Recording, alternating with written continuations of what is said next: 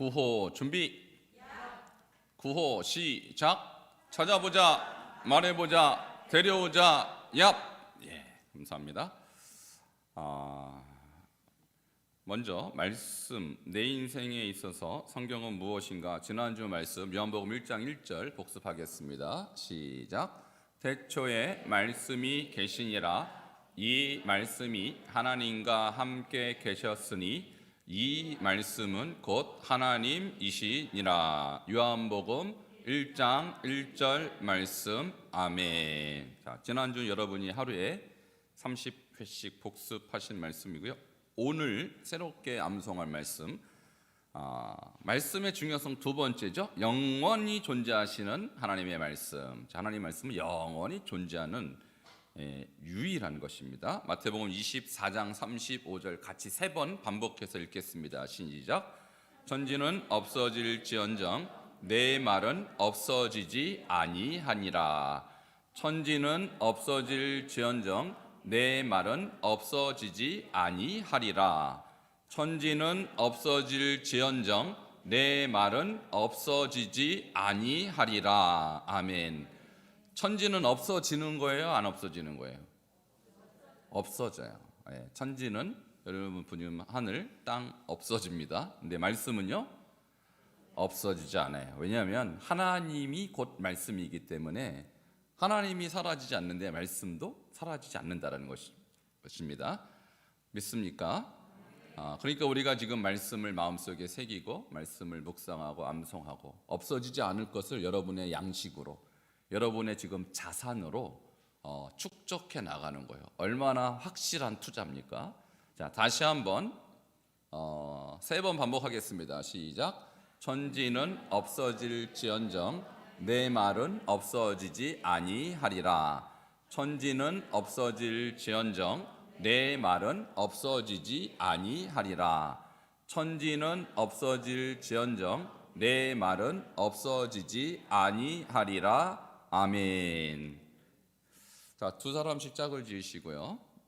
한 분이 하면은 한 분은 들어보고 잘했나 못했나 평가해 주시고 짝 바꿔서 이렇게 해서 두 분씩 하도록 하겠습니다. 바이블 칼리지는 꼭 이렇게 실습하는 시간이 있으니까 마음 단디 붙잡고 오시기 바랍니다. 자, 두 분씩이에요. 자, 시작.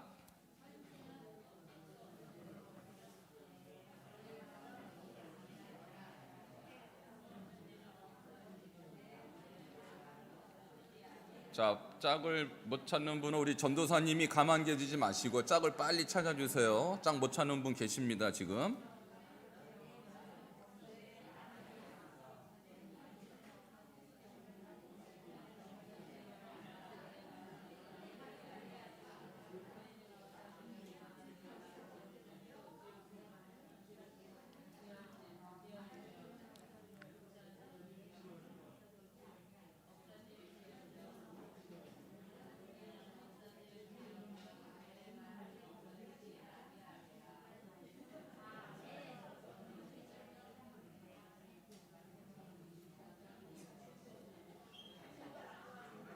자, 우리 바이블 칼리지는 그냥 듣기만 하는 시간이 아닙니다. 여러분이 많이 말을 하는 시간이에요. 그러니까 함께 대화를 나눌 친구를 꼭 찾으셔야 돼요. 이것을 하브로타라고 하는데 친구하고 말을 해야 이게 수업이 잘 느는 거예요. 자, 됐죠? 완벽하죠? 마지막으로 한 번만 다시 한번 하겠습니다. 자, 마태복음 24장 35절. 천지는 없어질지언정 내 말은 없어지지 아니하리라. 아멘. 계속 짝하고 이거를 대화를 해가면서 할 거니까 짝을 절대 떠나지 마시고요. 같이 앉아서 이 수업 방식을 꼭 따라오셔야 수업 효과가 있습니다. 자, 오늘 지난주에 했던 것을 조금 복습하겠습니다.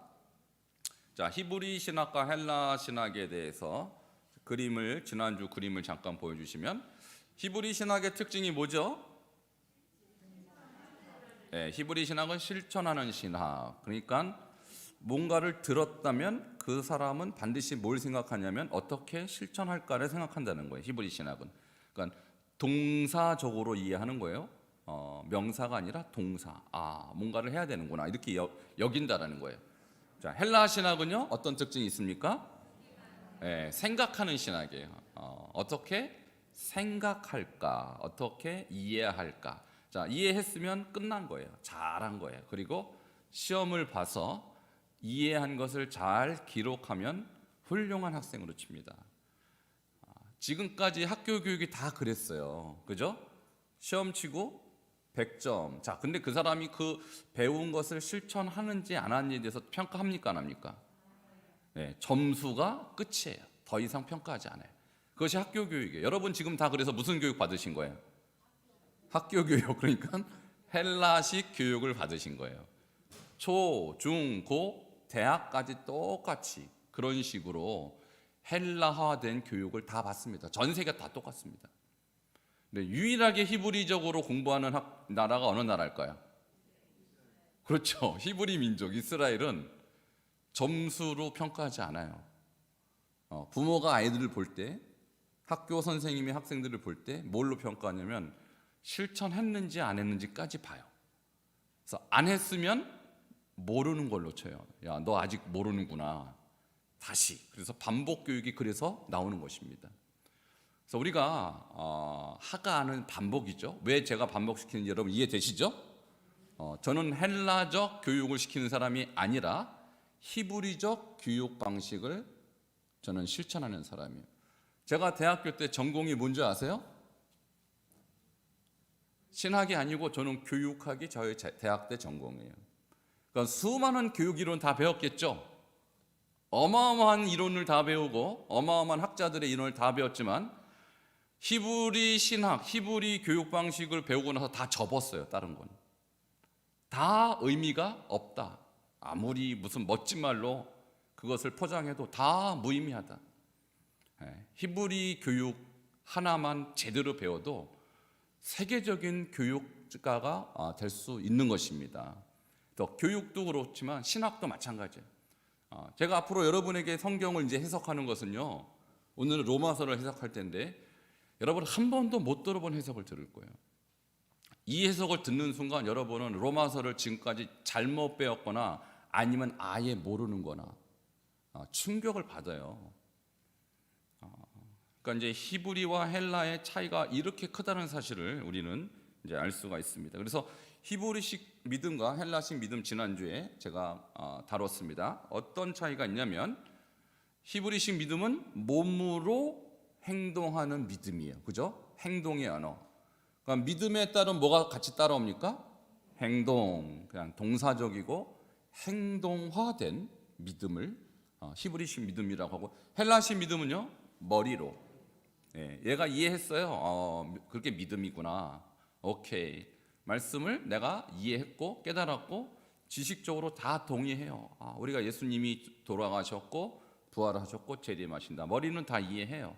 그런데 머리는 이해하는데 예수님이 재림하신다는 사실을 내 삶 속에서 반영하지 않는다라는 거예요. 어떻게 반영하지 않는다? 내일이라도 당장 오실 수 있는 예수님을 준비를 안 한다라는 거예요. 그러니까 마치 예복은 입었는데 뭘 준비를 안 한 거냐 똑같냐면 기름을 준비 안 한 어리석은 다섯 처녀와 똑같이 산다라는 것이죠. 이해는 해요. 지식적으로는 알아요. 그러나 실제적인 준비는 안 돼 있을 가능성이 높다라는 거예요. 어떤 믿음이야? 헬라식 믿음은 그렇게 신앙생활을 한다는 거예요.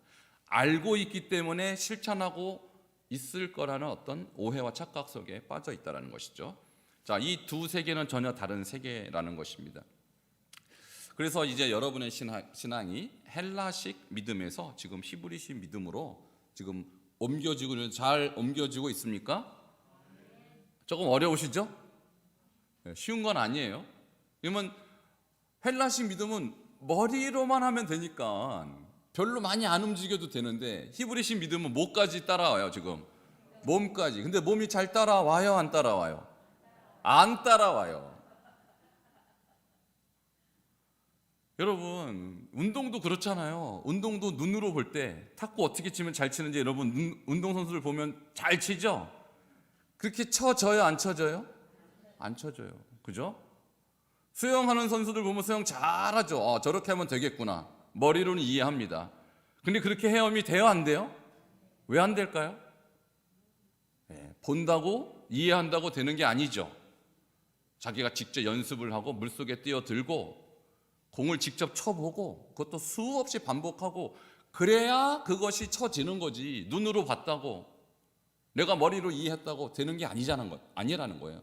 그러니까 운동하고 비교하면 굉장히 비슷한 거예요. 히브리식 믿음과 헬라식 믿음. 많은 분들이 운동을 보고 저렇게 하는구나 하고 설명을 막 해요. 사람들한테. 야, 배드민턴 이렇게 하면 잘 치는 거야. 설명을 막 하는데 실제로는 쳐요, 못 쳐요? 전혀 못 치는 거예요. 전혀. 그죠? 바로 이 차이입니다. 그것을 우리가 하는 거예요. 그러니까 음식을 만약에 비유로 한다면 저희 어머니가요, 요리하는 프로그램을 너무 열심히 보시고 다 적어요. 근데 요리 안 해줘요, 저한테.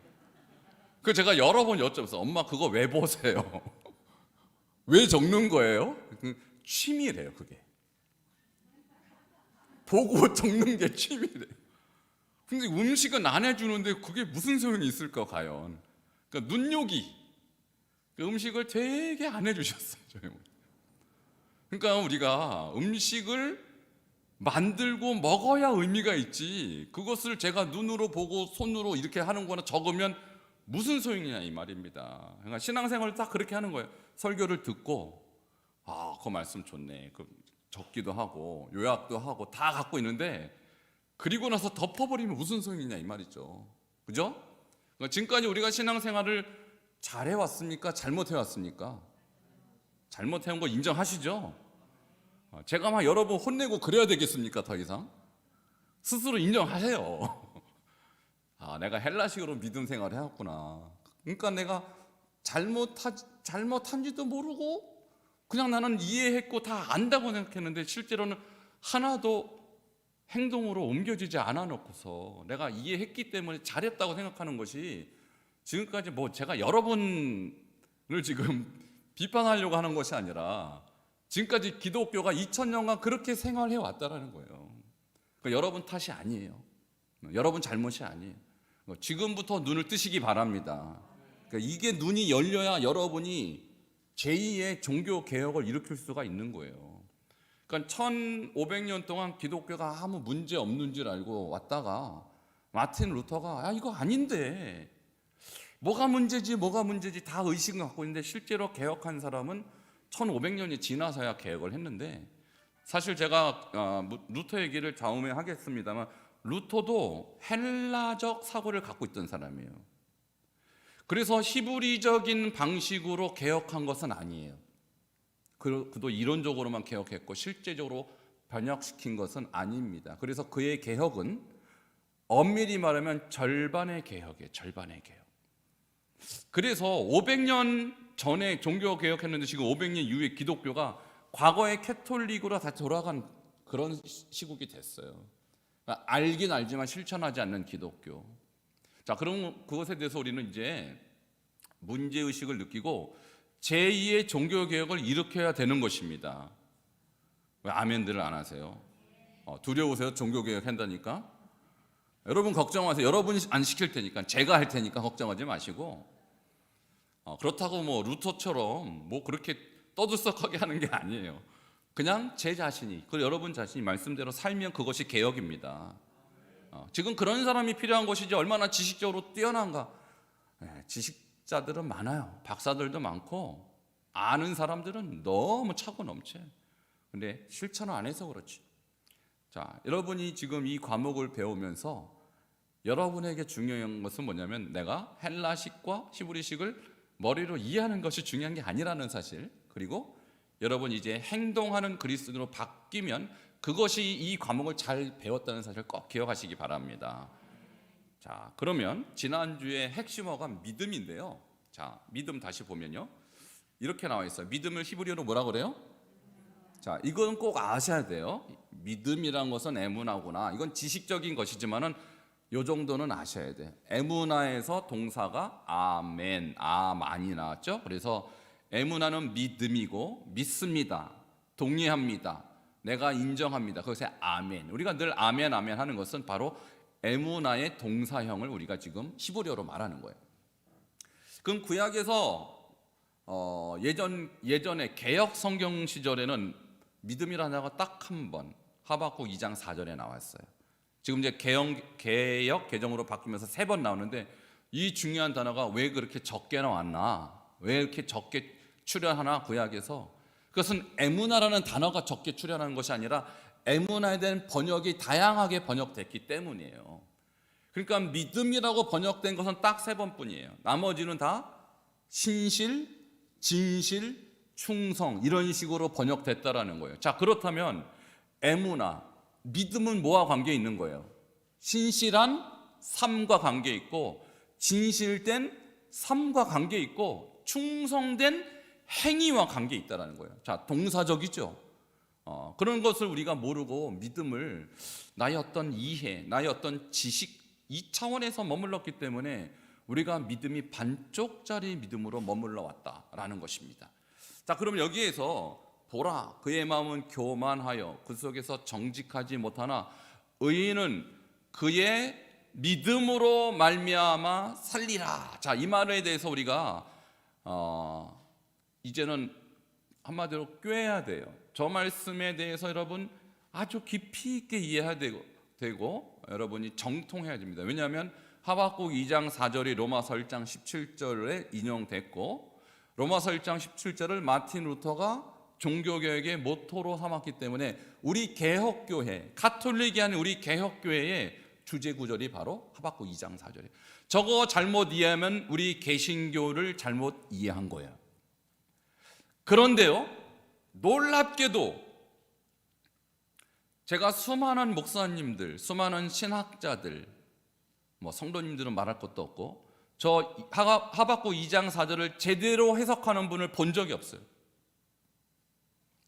그 많은 목사님들이 하박국 2장 4절을 엉뚱하게 해석해요. 엉뚱하게. 얼마나 기독교가 암담한지 아시겠죠, 여러분? 이 기독교의 메인 구절, 핵심 구절을 조차도 제대로 이해 못하는 나머지 성경을 어떻게 이해한단 말입니까? 자, 제가 한번 해석을 할게요. 보라 그의 마음은 교만하여, 여기서 그가 누군지도 몰라요. 대부분 물어본 이것이 바로 바벨론 사람을 말하는 것입니다. 바벨론. 자, 느부갓네살이 이스라엘을 공격해 올 때 이스라엘 사람들은요, 특별히 하박국 하나님께 하소연하는 거 따질 수 있었어요. 아니, 우리보다 더 사악한 저 바벨론을 왜 우리를 치는 몽둥이를 쓰세요? 우리가 더 의로운데? 하나니까 여기에 대한 하나님의 대답이 걱정하지 마라. 그의 마음은 교만해. 누가요? 바벨론. 그 사람은 교만해. 그래, 걱정하지 마. 그 속에서 정직하지도 못해. 그러나 의인은, 여기서 의인은 이스라엘의 의인을 말하는 거예요. 이스라엘의 의인은 그의 믿음으로 말미암아 살게 될 거야. 여기서 그의 믿음은 그럼 누구의 믿음이에요? 그 이스라엘 의인의 믿음이라는 거예요. 그 이스라엘 의인의 믿음. 그러니까 이 믿음이라는 것이 우리가 생각하는 내가 지적인 동의, 예수님을 마음에 영접한 거, 그래서 내가 예수를 마음에 모신 거, 이걸 의미하는 것이 아니라 의롭게 사는 사람을 말하는 거라는 거예요. 의롭게 사는 사람. 이해되셨어요? 그러니까 헬라적 해석을 하면은 이 믿음을 지식적 믿음이라고 해석을 해왔단 말입니다. 지금까지. 너 예수 믿어? 믿어. 예수님 부활하신 거 믿어? 믿어. 예수님 3일 만에 부활하셨는데 그것도 믿어? 믿어. 그런데 말씀대로는 안 살아요. 그거 믿는 게 아니라 그랬죠. 근데 지식적인 동의는 하되 말씀에 순종하지 않는 것을 우리는 문제 삼지 않았단 말이에요. 지금까지. 왜? 그 사람이 믿으니까, 동의하니까. 야, 너 삶은 좀 엉망이지만 믿음은 있네, 이렇게 쳐줬으니까. 근데 히브리적 해석에 의하면 그 믿음이라는 것은요, 행동하는 믿음이라는 거예요. 그러니까 그 사람이 신실했거나 진실했거나 충성됐거나 이런 실제적인 삶의 증거가 분명해야 믿는다라는 거예요. 무슨 해석이요? 히브리적 해석은.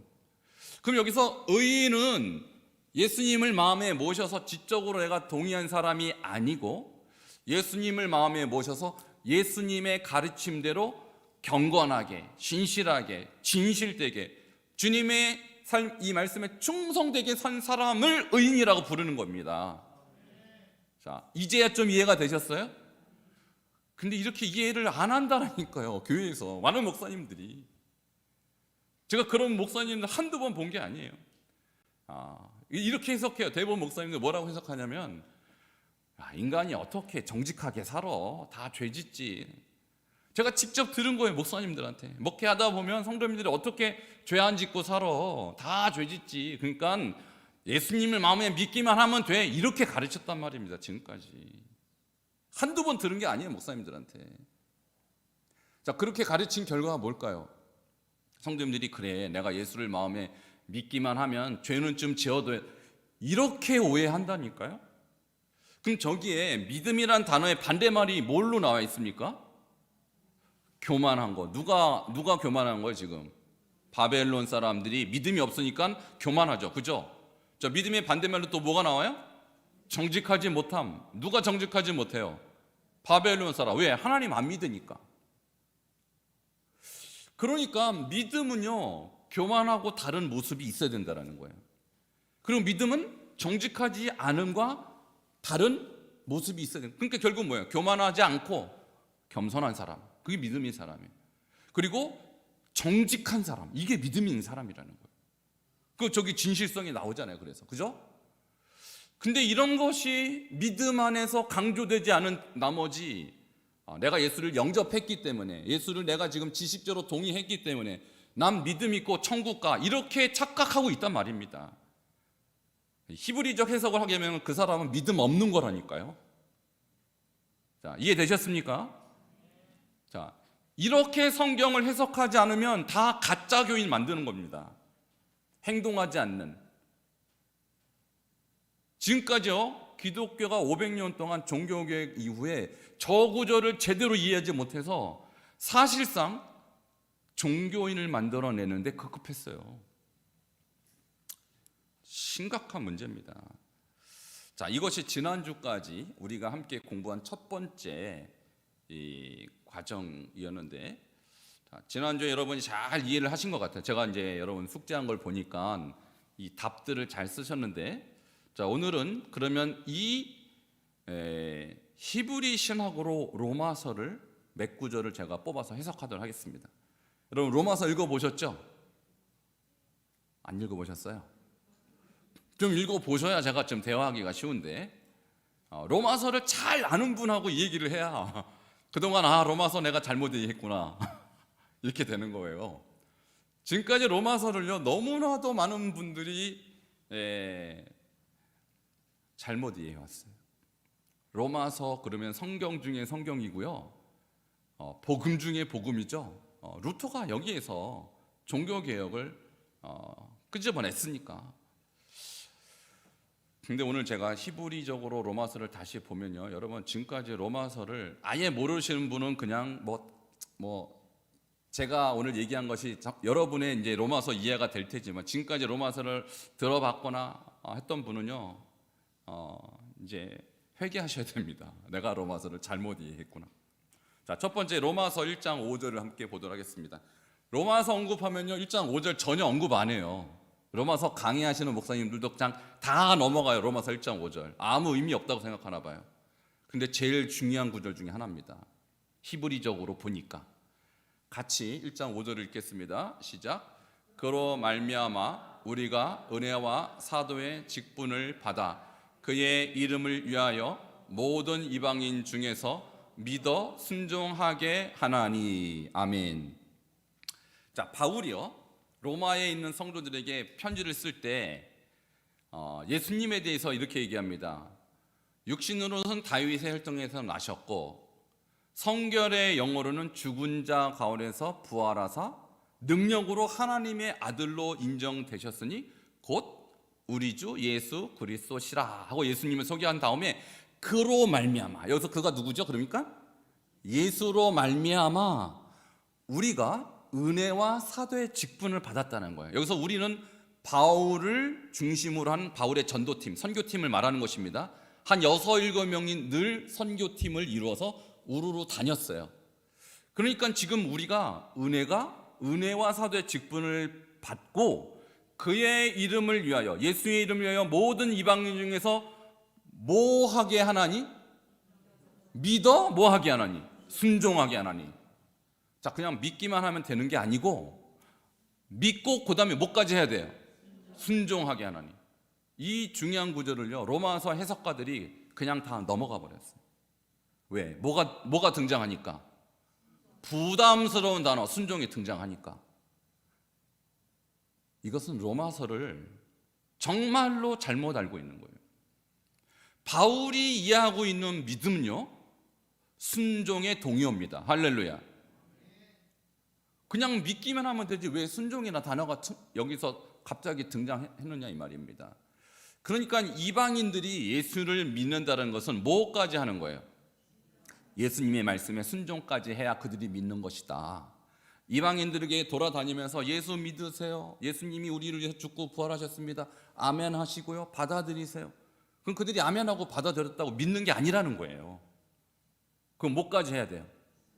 그 예수님의 말씀에 순종까지 해야 믿는 거라는 거예요. 아멘이십니까?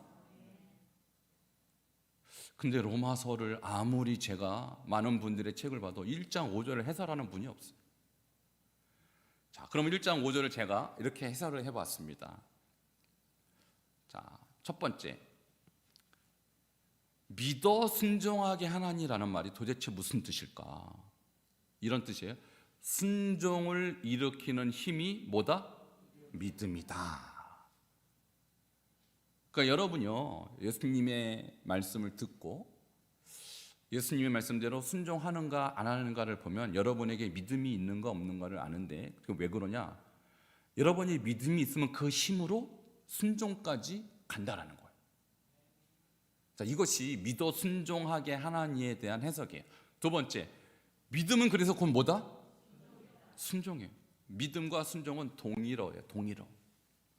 그것은 믿음, 에무나에 대한 히브리 해석과 일치하죠? 믿음은 곧 뭐라고 그랬어요? 히브리적으로 신실, 진실, 충성. 자, 신실이 어떤 그냥 상상 속의 일입니까? 아니면 구체적인 것입니까? 저 사람 참 신실해. 뭘 보고 알아요? 행동 보고 아는 거죠. 저 사람 참 진실해. 뭘 보고 알아요? 그 사람의 언행을 보고 아는 거 아니에요. 언행은 진실하지 못한데 내가 예수를 믿습니다는 그 말 때문에 그 사람이 진실하다고 말할 수 있어요? 예수는 믿지만 진실하지 않다, 이렇게 말하는 거죠. 그럼 예수를 결국 안 믿는 거라니까요. 이러한 영적인 공식을 우리가 여기서 파악을 제대로 해야 돼요. 자, 그러면 결국은 믿는 자는 뭐 하는 자예요? 순종하는 자. 이런 공식, 영적 공식이 들어맞아야 우리가 신앙 지도를 제대로 할 수 있다는 거예요. 이것이 로마서 1장 5절의 해석인데요. 자, 믿어 순종하게 되나니에 대해서 오늘 제가 아마도 제 생각입니다만 거의 이렇게 해석하지 않습니다. 그냥 넘어가거나 그냥 아주 간단하게 해석하고 넘어가는데, 여러분이 지금 이번에 바이블 칼리지를 통해서 이런 부분들을 잘 이해하면요, 지금 당장이라도 여러분이 어느 교회 가서 설교하면요 다 놀래 자빠질 겁니다. 한 번도 저렇게 설교하지 않았으니까. 자, 두 분씩 지금 다시 한번 믿어 순종하게 하나니가 어떤 의미인지, 제 얘기만 듣고서는 잘 들어가지 않아요. 그러니까 지금 다시 아까 그 짝을 찾아서 자기 짝에게 믿어 순종하게 하나니가 무슨 뜻인지 설명해 주세요.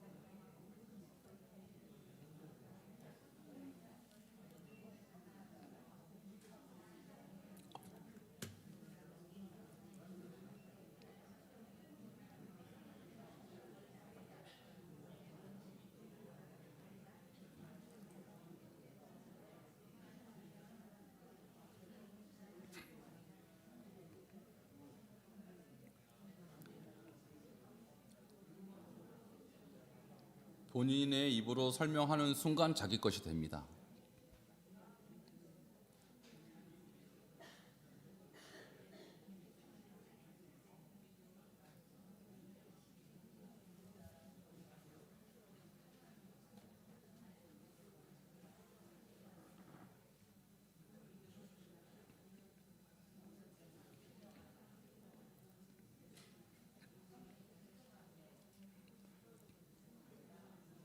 자, 짧게 하시면 됩니다.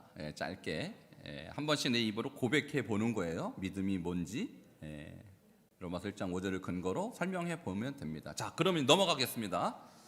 시간이 없으니까 로마서 1장 8절과 16장 19절이 비슷한 내용의 다른 표현을 쓰고 있어요. 자, 로마서 1장 8절을 같이 읽도록 하겠습니다. 여기 스크린에 있어요. 보시겠습니다. 시작. 먼저 내가 예수 그리스도로 말미암아 모든 사람에 관하여 내 하나님께 감사함은 너희 믿음이 온 세상에 전파됨이로다. 아멘. 지금 현재까지 바울은 아직 로마에 못 가봤어요. 길이 막혔어요. 여러 번 가고자 했으나 찬스가 열리지 않았어요. 그래서 글로 이렇게 씁니다. 먼저 내가 예수 그리스도로 말미암아 너희 모든 사람에 관하여 내 하나님께 감사하면 너희 믿음이 온 세상에 전파됨이로다. 무슨 뜻이냐면 너희 믿음이 소문이 났어, 이렇게 얘기하는 거예요. 왜 소문 났을까요? 믿음이 너무 충성되고 신실하고 진실되라고 세상에 다 알려졌어요. 그러면 그것이 지적인 믿음일까요? 삶에서 이 삶으로 드러나는 행위적인 믿음일까요? 그러죠. 여러분 예를 들면 어느 장로님 믿음이 참 좋으셔. 그분 믿음 소문 다 났어. 뭘 보고 얘기하는 걸까요? 그분이 많이 알고 있는 거에 대해서 평가하는 겁니까? 지금 그분의 행동을 얘기하는 겁니까? 그죠? 그분의 삶을 얘기하는 거예요. 근데 표현하기는 너희 믿음이라고 그냥 간단하게 표현했지만 저 안에는 뭐가 함축되어 있다고요? 그의 삶과 그의 행동이 함축되어 있는 표현입니다. 근데 로마서 1장 8절을요 16장 19절에 한 번 또 반복해요. 거의 비슷한 의미로. 근데 이때는 단어를 믿음에서 순종으로 아예 바꿔버렸어요. 이해되셨어요? 16장 19절 한번 읽겠습니다. 시작. 너희의 순종함이 모든 사람에게 들리는지라. 거기까지.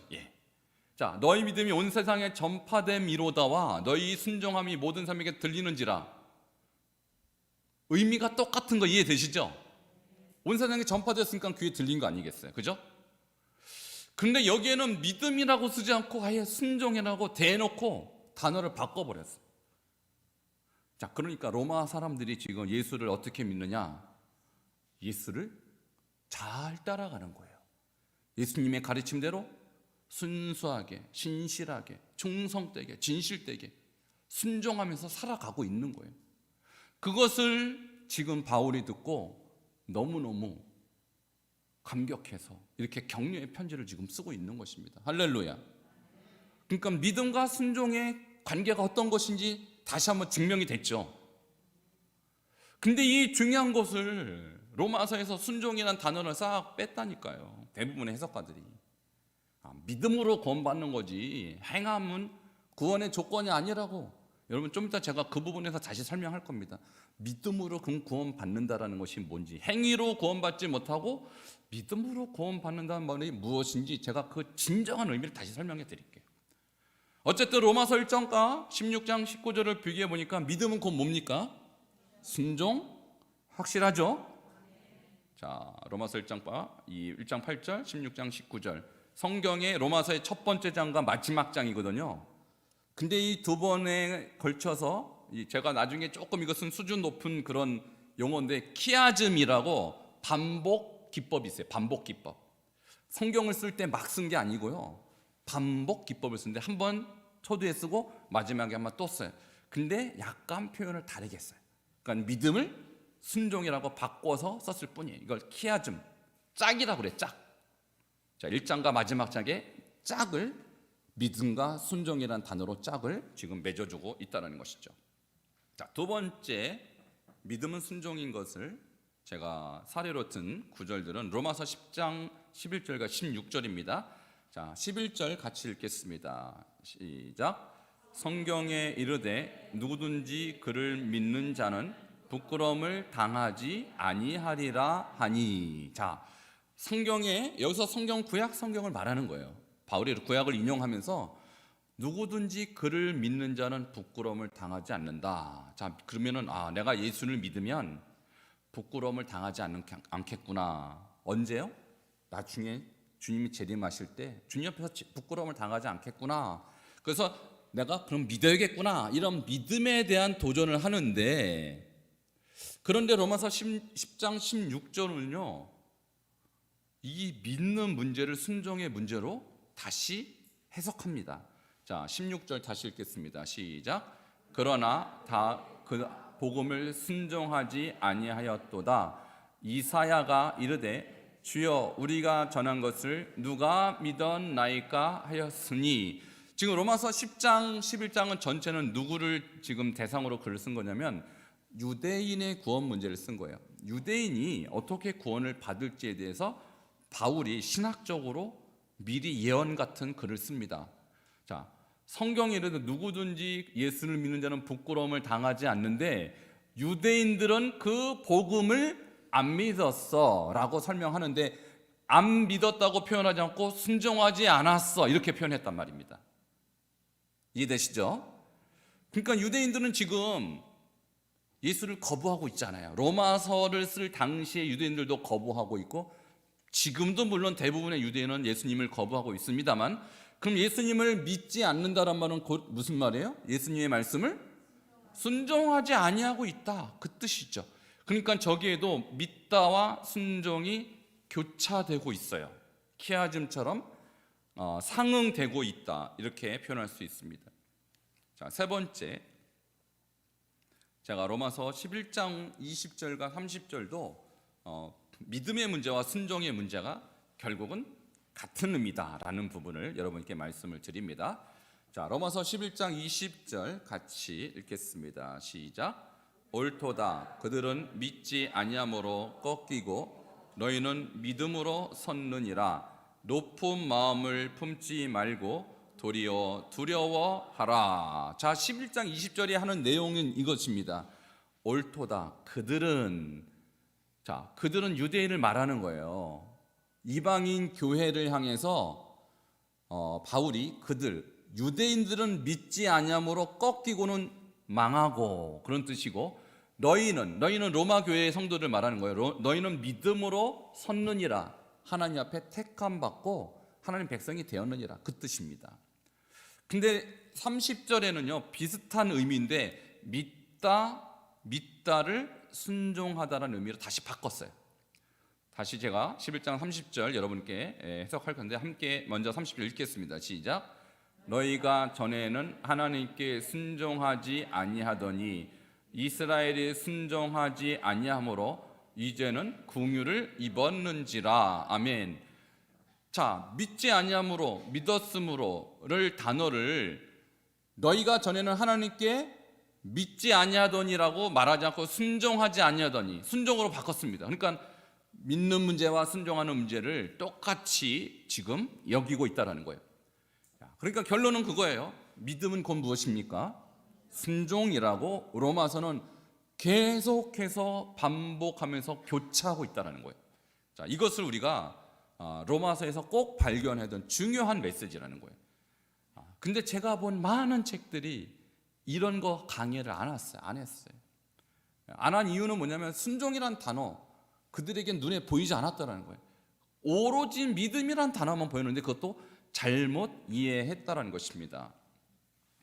자, 그러면 로마서의 정말로 하이라이트, 로마서 1장 16절과 17절, 이 두 구절이 로마서의 요절과 같은데요, 이 두 구절을 제가 다시 한번 여러분께 해석을 해드릴게요. 자, 로마서 1장 16절 같이 보도록 하겠습니다. 시작. 내가 복음을 부끄러워하지 아니하노니 이 복음은 모든 믿는 자에게 구원을 주시는 하나님의 능력이 됨이라. 먼저는 유대인에게요, 그리고 헬라인에게로다. 아멘. 자, 바울이 지금 로마서를 쓸 때요, 이 16절과 17절이 로마 백성들에게, 로마 교인들에게 하고 싶은 가장 중요한 메시지였어요. 내가 복음을 부끄러워하지 않은 이 복음은 모든 뭐하는 자에게. 자, 그럼 이 믿는다라는 것은요, 지금까지 헬라적으로 로마서를 본 사람들은 예수님을 입으로 시인하고 마음으로 영접하고 교회 다니고 뭐 세례 받고 뭐 직분 얻고 이것을 믿는 것으로 여겼습니다만, 히브리적으로 해석하면 이 복음은 모든 믿는 자라는 것은요, 예수님 말씀에 순종하는 자라고 다시 번역돼야 된다는 거예요. 아멘이십니까? 그러니까 내가 복음을 부끄러워하지 않는데 이 복음은 모든 예수님을 순종하는 자에게 구원을 주신 하나님의 능력이야, 이렇게 설명하고 있다는 거예요. 로마 백성들은 분명히 그렇게 이해했을 거예요. 그럼 우리도 앞으로 계속해서 예수님을 따라가야겠구나, 신실하게 진실되게 충성되게 예수님의 길을 걸어야겠구나, 이렇게 받아들였을 거란 말입니다. 근데 오늘날 성경을 보는 미국 사람이든 한국 사람이든 저 말을 그렇게 이해하고 있지 않다라는 거예요. 내가 예수님을 지식적으로 동의하고 내가 입으로 고백하고 교회에 나오고 이것을 믿는 것으로 생각하고 있지만, 바울은 그렇게 해석한 것이 아닙니다. 예수님의 말씀대로 살고 순종해야 믿는 것입니다. 자, 이것이요 로마서 핵심 구절의 지금 내용이에요. 자, 17절은 더 중요해요. 17절, 이것이 종교개혁의 모토가 된 구절이기 때문에 같이 읽겠습니다. 시작. 복음에는 하나님의 의가 나타나서 믿음으로 믿음에 이르게 하나니, 기록된 바 오직 의인은 믿음으로 말미암아 살리라 함과 같으니라. 아멘. 여기에서 기록된 바는 어디서 기록된 걸까요? 어디에 기록되어 있단 말이에요? 어디 성경이에요? 자, 여기서 기록된 바라는 말은 어디서 인용했다는 뜻이거든요. 자, 저 구절 어디서 인용했어요? 아까 하박국 제가 말씀드렸잖아요. 하박국 2장 4절에서 인용한 거예요. 그러니까 복음을 설명하기 위해서, 믿음을 설명하기 위해서 하박국을 끄집어냈어요. 하박국 2장 4절을. 그럼 제가 아까 설명한 하박국 2장 4절의 내용 기억하시죠? 보라, 그의 마음은 교만하여 그 속에서 정직하지 못하나 오직 의인은 그의 믿음으로 말미암아 살리라. 그러면 여기서 믿음은 어떤 믿음이요? 순종하는 믿음, 교만하지 않고요, 겸손하고, 그리고 순종하는 믿음. 자, 그 사람은 바벨론이 쳐들어와도 하나님께서 보호해 주시고 구원해 주신다.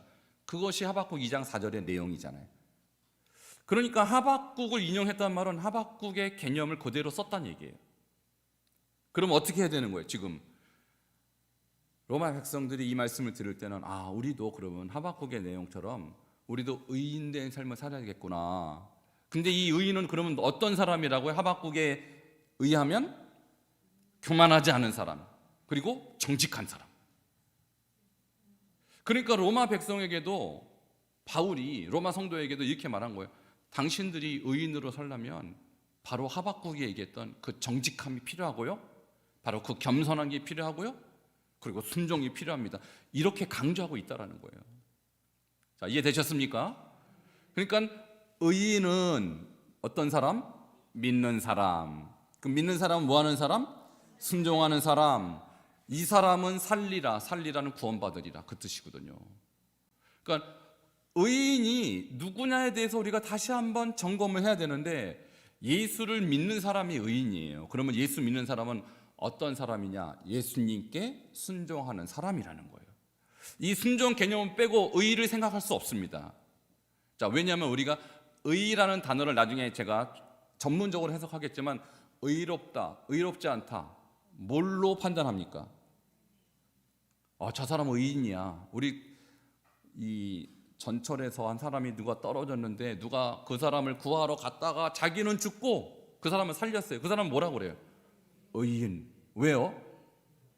자기를 희생하고 남을 살렸으니까. 뭘 보고 판단하는 거예요? 그들의 행동 보고 판단하는 거예요. 그러니까 의라는 것은 희생의 개념이 들어있어요. 희생의 개념.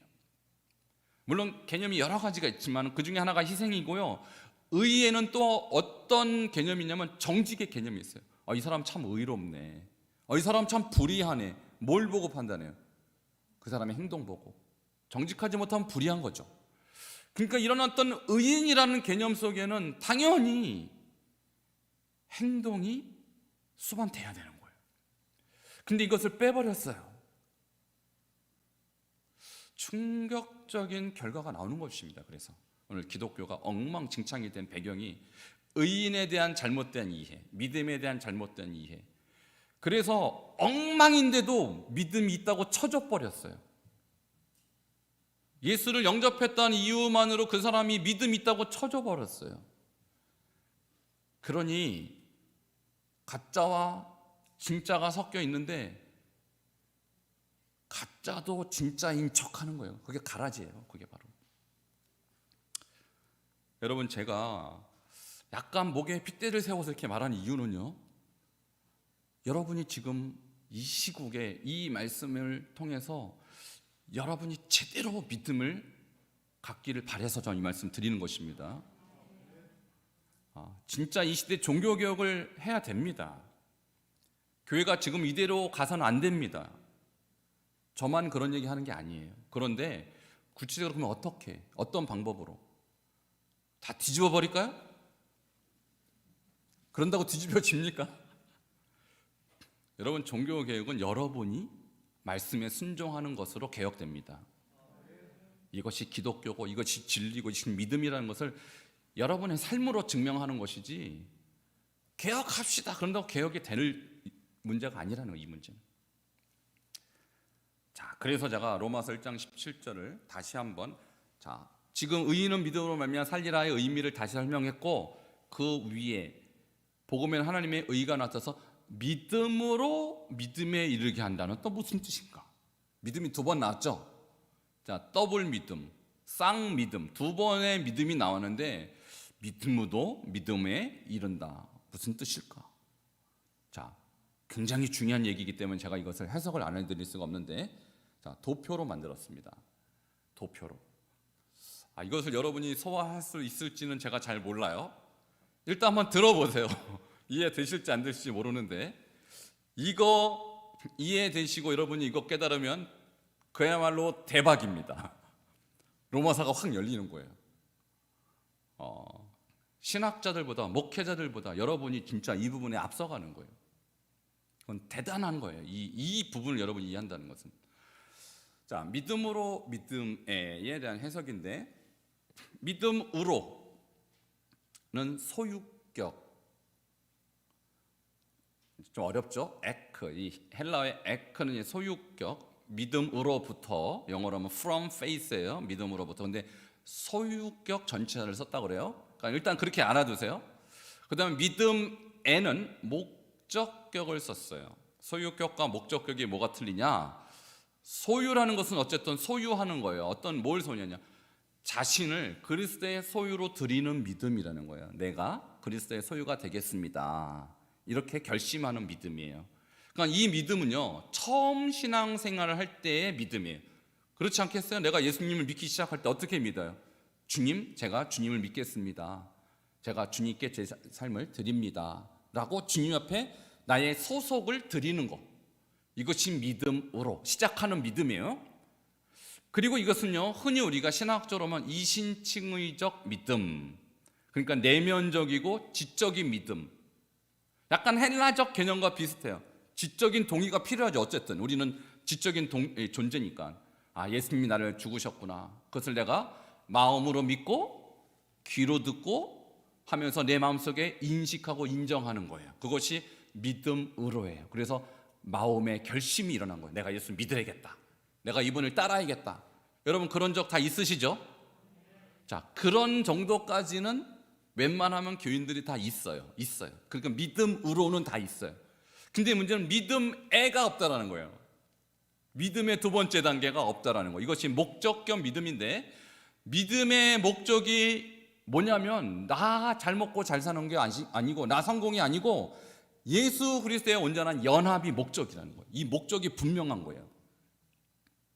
그러니까 처음에는요, 내 자신이 내가 하나님을 위해서 내 인생을 드리겠습니다. 내가 주님께 소속된 사람으로 살겠습니다라는 결심과 결단이 있어도 진짜 예수님과 온전한 연합이 되려면요, 자기 자아를 버려야 돼요. 자기를 부인해야 돼요. 굉장히 어려운 거예요. 그런데 믿음으로 믿음에는요, 이제 그 목적을 향하여 그리스도를 위해 희생하고 헌신하는 단계까지 가는 거예요. 여러분, 희생과 헌신이 아까 의의 개념에 들어간다고 그랬어요. 쉬운 걸까요? 아니요. 이것은 성화적 믿음, 이렇게 표현할 수 있고요, 계속해서 주님을 닮아가고 내가 행함으로 그것을 실천하고 외적으로 보이는 믿음이에요. 그러니까 많은 분들이요, 믿음으로에 머물러 있어요. 내가 예수님 믿는다는 거, 그리고 내가 예수님 영접했다는 그 사실에 머물러 있어요. 그런데요, 믿음에로 가지 않으면 결국은 그 믿음은 완성된 믿음이 아니기 때문에 종말 때 예수님이 뭐라고 말씀하시냐면 나는 너를 모른다, 이렇게밖에 말씀할 수 없는 거예요. 이런 것이죠. 믿음으로는 입학한 거예요. 입학, 신앙에 입학한 거예요. 자, 여러분이 초등학교 1학년 입학했으면 어떻게 해야 돼요? 언제까지? 6학년까지. 그러면요, 6학년까지 신실한 학교를 다녀야 됩니다. 시험도 치러야 되고요, 결석도 하지 말아야 돼요. 이 신실함, 이것이 믿음이라는 거예요. 근데 내가 입학했으니까 끝났습니까? 이제 졸업증명서 줍니까? 안 줍니까? 절대 안 주죠. 입학은 쉬워요. 우리나라 같은 경우는 초, 중, 고, 심지어 대학까지도, 지방대학은 그냥 요즘은 그래요. 그냥 돈만 줘도 들어가요. 입학은 쉽습니다. 누구나 합니다. 근데 졸업은요, 대가를 치러야 돼요. 신실하게, 성실하게 교수가 원하는 거 다 해내야 돼요. 수업도 참석해야 되고. 그래서 제가 이번 학기는 몇 번 이상 결석하면 안 된다고 그랬어요. 자, 이해되시죠? 제가 왜 그런지? 여러분의 믿음을 보는 거예요. 신실해야 돼요. 그러니까 많은 분들이 믿음으로에 머물러 있어요. 나 믿음 있다고 착각하는 거예요. 없는 건 아니죠. 시작은 했습니다. 근데 졸업장이 있느냐 없느냐, 이거 보는 거죠, 세상은. 초등학교 입학 경력이 여러분의 경력 될 수 있어요? 제가 한강초등학교 입학했습니다. 졸업장 가져오세요. 세상은 졸업장 보는 거지, 입학한 거 별로 안 중요합니다. 제가 어느 대학에 입학했습니다. 그러세요? 졸업장은요? 없어요. 그러면 그분을 인정할 수가 없는 거죠. 결국은 졸업장이 그분의 실력이니까. 근데 많은 분들이 입학해놓고 다 한 줄 알아요. 나 예수 믿고요, 저는요 신앙인으로서 지금 살고 있습니다. 맞죠? 근데요, 이것이 평생의 과정이에요. 예수님 오시는 날 졸업하는 거고, 여러분 인생 끝나는 날 졸업하는 거예요. 근데 중간에 자퇴를 해놓고도 여전히 나 대단하다고 생각하면 안 되죠. 이제 이런 잘못된 신앙을 가지고 있다라는 거예요. 로마서 1장 17절만 제대로 이해해도 내가 지금 몇 학년에 와 있는지 대충 아시겠죠? 자, 1학년 입학은 이미 다 하셨으니까 여기 계셔요. 근데 몇 학년이세요 지금? 네, 성실하게 하신 분은 지금 이제 졸업을 앞두고 있고, 놀면서 하신 분은 이제 2학년밖에 안 된 거예요. 이것이 여러분의 신앙 연수와 일치하면 좋은데 그렇지 않다라는 거예요. 오래됐어도 믿음으로, 믿음애로 목적격으로 그리스도에게 연합하는 그 목적을 향해 나가지 않으면요, 여전히 1학년이에요. 여전히. 그러니까 많은 분들이 제가 볼 때는 상당히 신앙생활 꾸준한데 꾸준히 1학년이, 꾸준히 1학년 훌륭합니까? 보통 이제 모태신앙 같은 경우, 저도 모태신앙이지만 모태신앙은 사실 보면 꾸준해요. 근데 꾸준히 1학년이에요. 대부분 성장할 무슨 목적 의식도 없고 그냥 꾸준히 1학년인 분들. 자, 그래서 여러분은 배우셔야 되고 훈련하셔야 되고 성장하셔야 됩니다. 제가 대학교 1학년 갔을 때 제가 선교단체 들어가서 받은 충격이 그거였어요. 저보다 예수 믿은 지는 연도는 짧은데, 그러니까 대학 와서 예수 믿고 1, 2년밖에 안 된 분이 저보다 성경을 더 많이 알고 믿음이 더 좋고 저를 가르치고 앉아 있더라고요. 난 20년째 지금 교회 다니는데 저는 꾸준히 1학년. 그분은 2년 배워갖고 거의 뭐 6학년 졸업할 때쯤 돼버린 거야 벌써. 자, 이 차이입니다. 이 차이예요 바로. 자, 복습을 위한 질문 5가지 하겠습니다. 자, 로마서 1장 5절, 믿어 순종하게 하나니는 어떤 뜻입니까? 갑자기 깜깜하죠? 믿어 순종하게 하나니는,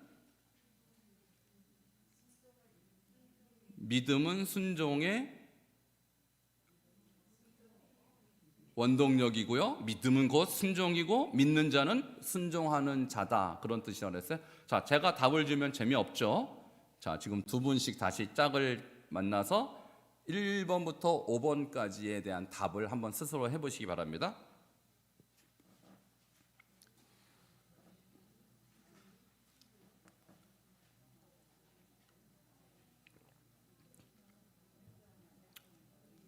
이걸 이번 주에 여러분 집에 가셔서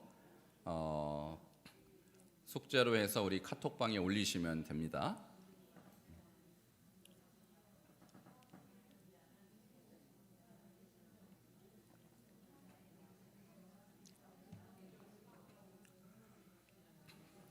지금 아무 말씀 안 하시는 분들은 득도하신 겁니까? 자, 서로 1번부터 5번까지 여러분의 의견, 생각을 나누십시오. 그래야 깊이 이해가 됩니다. 지금 이렇게 제가 두 분씩 하라고 하는 것이요, 소위 말하는 하브루타라고 하거든요. 한번 따라하시겠습니다. 하브루타. 하브루타는 히브리어 친구란 뜻인데, 유대인들은 교사한테 배우고요, 부모한테 배우고 친구한테 가르쳐요. 이해되세요? 근데 그 가르칠 때 진짜 학습이 되는 거예요.